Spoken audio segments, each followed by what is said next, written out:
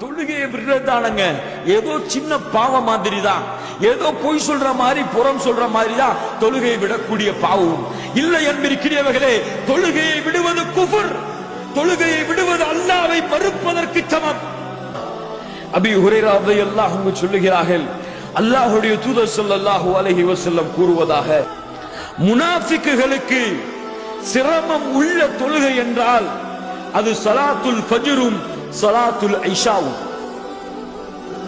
இது முனாஃபிக்குகளுக்கு தான் சிரமமான தொழுகையாகும். வலவ் يعلمون ما فيهما لاتوهما ولو حبوا. சுப்ஹானல்லாஹி ரப்பில் ஆலமீன்.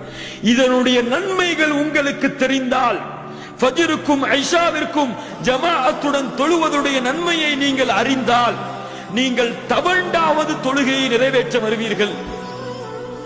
சுப்ஹானல்லாஹ்.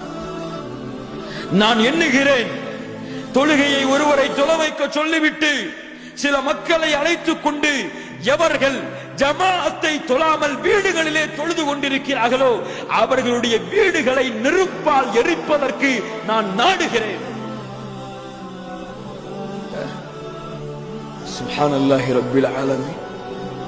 யார் ஜமாஅத்தை தொழாமல் வீடுகளிலே தொழுது கொண்டு கொள்கிறார்களோ அவர்கள் நெருப்பால் எரிக்க தகுதியானவர்கள். ஸல்லல்லாஹு அலைஹி வஸல்லம் சொன்னார்கள், பெண்களையும் குழந்தைகளையும் கருத்தில் கொண்டு அவர்கள் வீடு